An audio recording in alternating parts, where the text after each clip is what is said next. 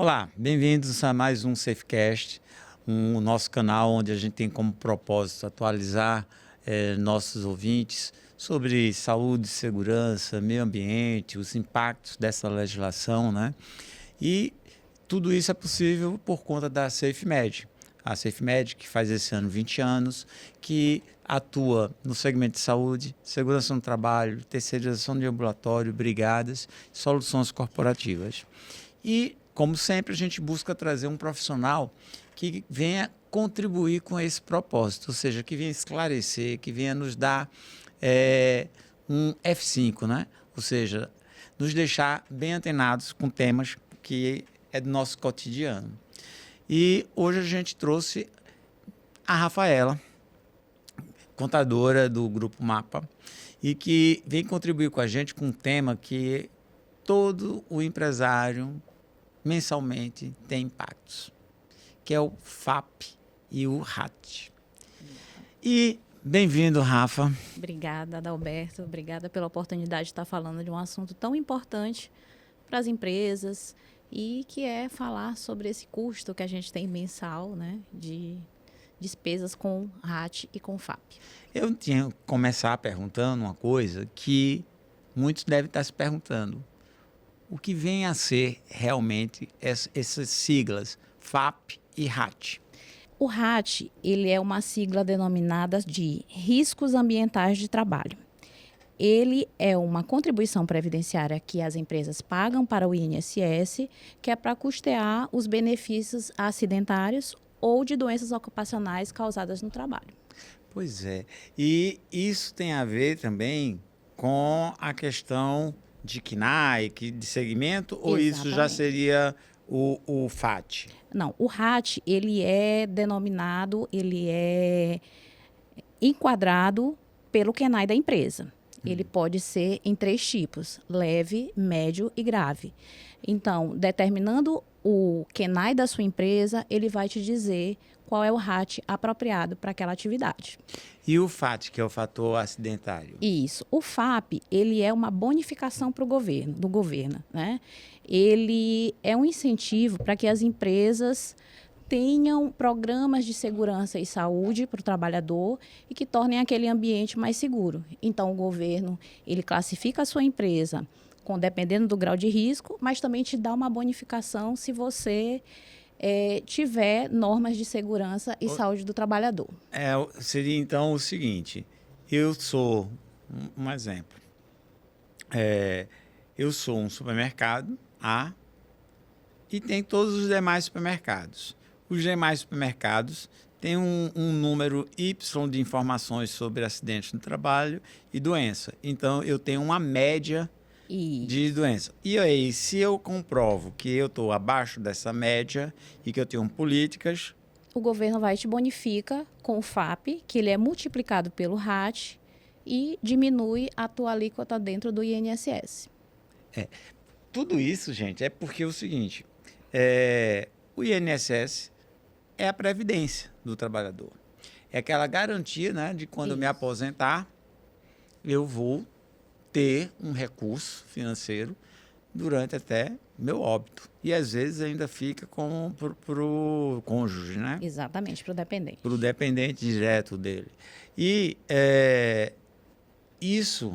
essa poupança que é feita é descontado mensalmente do salário. Isso. E parte aliás, até corrigir, parte é descontado e parte é contrapartida do empregador. Perfeito. Que junto formam, então, a contribuição previdenciária. Exatamente. Mensal. Isso. Né?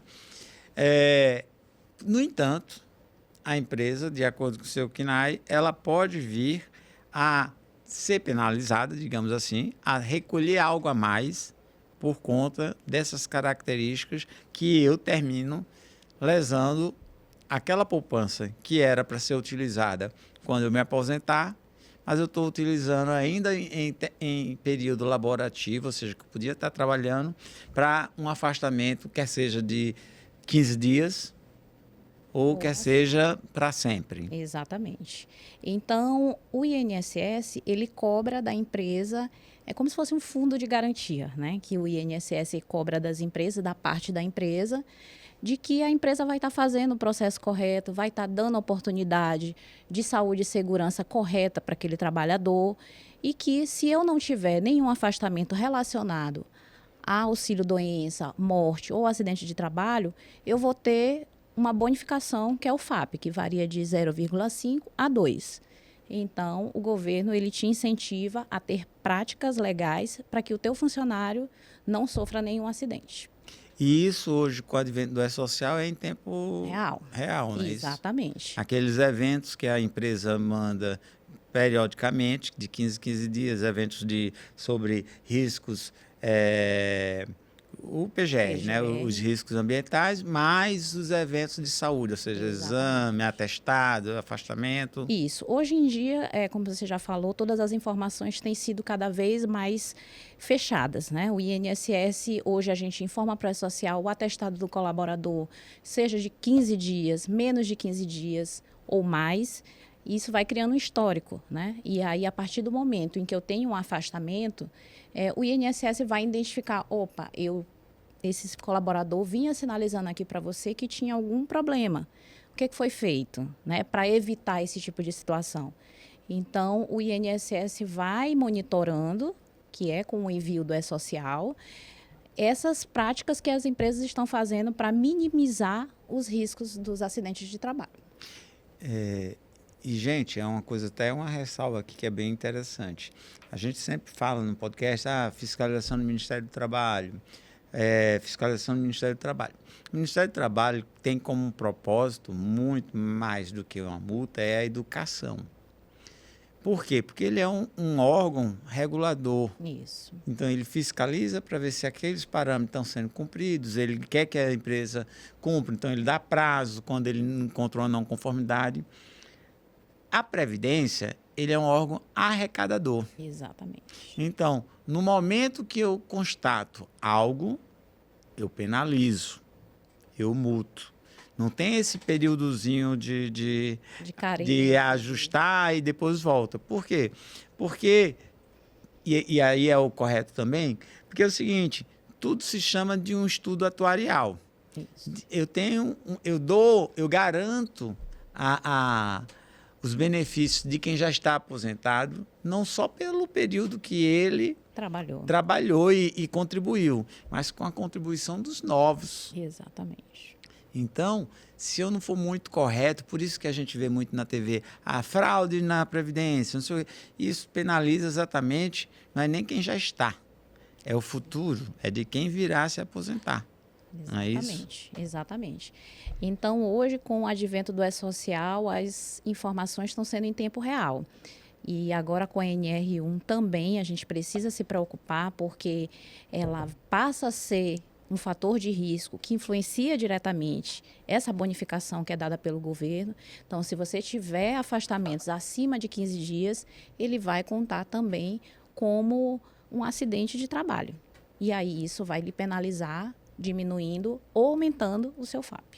E, inclusive, a gente até conversou em um outro programa que, às vezes, o trabalhador ele não vai precisar chegar com a CAT efetivamente emitida pela empresa, porque pelo CID e pelo CNAE da empresa já existe uma consideração de que, em sua maioria, procede. Exatamente. Então, cabe à empresa ir contestar junto à Previdência, que aquilo ali não é ocupacional, digamos assim. Isso, exatamente. E qual é o que a gente indica que as empresas fazem, né?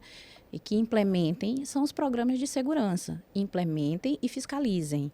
O programa de gerenciamento de risco, que é muito importante, além de ser ativo, ele ser revisto, né, dependendo da empresa, o PCMSO, o PGR, você fazer CIPA, você fazer treinamento, uso de EPI também é muito importante para que você diminua a quantidade de riscos ocupacionais dentro da sua empresa.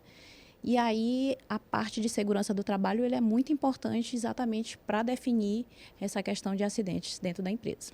Existe alguma formulazinha matemática que impacta nessa arrecadação? Então, O RAT, ele é multiplicado pelo FAP. Então, se eu tenho uma alíquota de RAT de 1 e eu tenho um FAP de meio, ele multiplica os valores e te dá um valor final de contribuição, que seria 1,5, né? Mais ou menos seria isso. Então, dependendo do grau de risco da sua empresa e do FAP, ele vai ser maior ou menor. Se você não tiver ocorrência de acidente de trabalho, você vai pagar o FAP mínimo, que seria 0,5. Se você tiver um histórico de muitos benefícios, aí acima de 1 já vai multiplicando pelo seu FAP. Porque já imaginou uma empresa indústria, uma construção civil, que o RAT é 3. Então, ele já vai para um patamar um pouco maior se eu multiplicar por 1, porque ele já aumenta a arrecadação. Pois é, então o importante de fato é prevenir. Prevenir Exatamente. acidentes, doenças ocupacionais, ou seja, ter uma política bem austera em medicina e segurança no trabalho, não é isso? Exatamente. Como eu já disse, os programas de gerenciamento de riscos, eles são importantíssimos para que evitem esse tipo de acidente. Isso vai para grande e para pequenas empresas, porque os riscos eles estão em todos os tipos de grau de risco. Então, ele é importante para qualquer tamanho de empresa. E, na verdade, então, o acidente de trabalho, ele realmente impacta no... Diretamente. Ele impacta diretamente. Tanto que eles têm 3 tipos de valores para chegar nesse cálculo. Então, a gente tem o índice de frequência, que é relacionado ao número de colaboradores ativos pela quantidade de afastamentos e benefícios concedidos. Ele também influencia pelo índice de rotatividade, que é diferente daquilo que a gente fala de rotatividade de demissão, mas rotatividade de afastamentos. E tem o de custo. O INSS vai te cobrar por aquilo que ele está pagando. Não pensem que a Previdência não cobra da empresa. Ele cobra porque está saindo um custo e aí ele vai te cobrar se você tiver muitos afastamentos. E os maiores são morte e acidente de trabalho. E, além da perda realmente de um trabalhador, a perda financeira e a penalidade que isso vem trazer, né? Exatamente. Quais são os riscos para a empresa em negligenciar essas siglas, FAP e RAT? Bom, as maiores negligências que a gente vê que a empresa pode ter com relação a isso vão ter as negligências financeiras, né? Que a gente pode ser penalizado se a gente omitir uma informação para o INSS. Por exemplo, a minha empresa, eu faço um enquadramento em que o RAT dela é 1 e eu só recolho meio. O INSS, através da Receita Federal, vai te cobrar essa diferença. Então, por mais que eu tente diminuir a minha carga tributária, uma hora essas informações elas vão ser checadas com o INSS e Receita e essa cobrança adicional ela vai vir para você. Nós temos também a reputacional, né? Que já pensou com uma empresa que teve uma morte, né, dentro do seu quadro de funcionários. Isso também requer muita atenção com relação a isso, porque o governo ele realmente penaliza muito aquela empresa que teve morte no trabalho. A gente tem também a questão de ISO, né? Se você tiver muitos afastamentos, você não vai conseguir uma certificação. E vários outros prejuízos que a empresa pode ter se não fiscalizar anualmente essa bonificação que é dada pela empresa e multiplicado pelo RAT. E a gente vê essa evolução, né? De fiscalização, de fluxo de informação, né? Antes era uma coisa muito manual, aí veio o PPP e em seguida vem o E-Social. Isso. Ou seja, hoje é muito mais rápido e com a inteligência artificial, que já estão sendo desenvolvidas várias ferramentas, tanto na Previdência como na Receita Federal, para identificar perfis e tudo mais. Então, essa fiscalização vai ser muito mais ágil e mais assertiva, né? Isso. Então, a única forma de evitar ser penalizado é não só cumprir a legislação, mas fazer com que aquelas ações sejam eficazes. Exatamente. E não temos só papéis e políticas, mas temos efetividade naquilo que foi colocado como proforme, não é isso? Exatamente. Então, como a gente já falou, essas informações elas são em tempo real. O INSS, ele atualiza essas tabelas anualmente, então a empresa precisa fazer essas consultas anuais, porque dependendo do histórico que você teve um ano atrás, ele te penaliza ou ele te dá uma bonificação por aquilo que você vai recolher no ano seguinte. E numa judicialização, o FAT-RAT pode me piorar a situação numa ação trabalhista?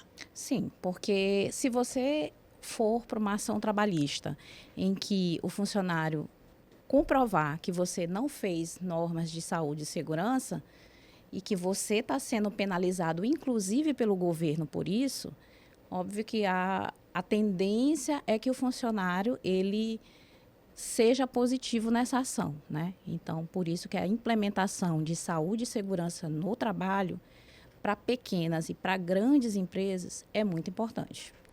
Gente, quando a gente fala de contabilidade, às vezes a gente não entende ou não percebe a amplitude desse setor.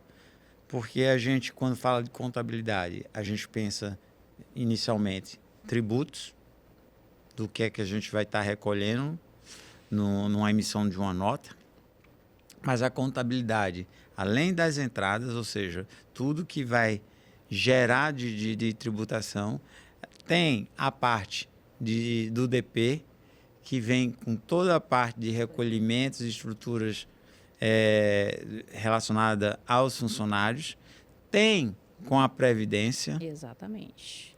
E tem no fim da relação do contrato, porque aí você vai evidenciar que todo aquele casamento foi honrado, as etapas, e que tem só aquele extrato final de para e encerra ali. E muitas vezes não encerra amigavelmente, né? Quase todos os casamentos. Ô, Rafaela, a gente tentou trazer esse tema, gente, de uma forma mais leve. Mas a gente sabe que tudo que envolve encargos, tributos, pesa. Porque pesa no bolso do empreendedor, né? É o custo Brasil.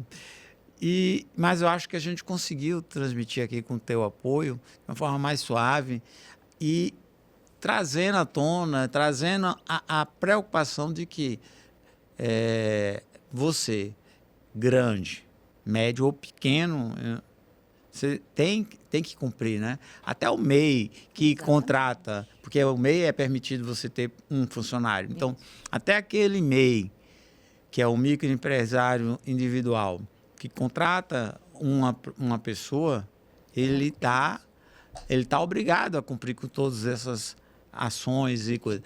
A forma do recolhimento dele é que é mais simples, não é isso? Exatamente. Então, todas as empresas, o MEI também é obrigatório a gente fazer esse gerenciamento de risco, por conta que a gente já falou do QNAI da empresa, que ele vai dizer qual é o risco daquela atividade. Então, por mais que seja um funcionário, o gerenciamento de riscos ele é muito importante. E exatamente para diminuir a carga tributária com relação ao recolhimento do INSS. Gente, eu tenho aqui a agradecer aqui a Rafaela, porque no dia a dia eu sou empresário e eu tenho dificuldades na compreensão de algumas coisas, né? Aí eu sou de perguntar mesmo, mas isso é isso mesmo? É tudo isso? E ela conseguiu nos ajudar nesse sentido aí de que a gente às vezes pode estar reduzindo as nossas contribuições previdenciárias se a gente simplesmente faz o correto, que é proteger a saúde do nosso trabalhador. É isso mesmo. Então, a saúde e segurança do trabalho sempre em primeiro lugar. Rafa, muito obrigado aí por tua agradeço, Adalberto. atenção. Obrigada mesmo. Até a próxima, gente.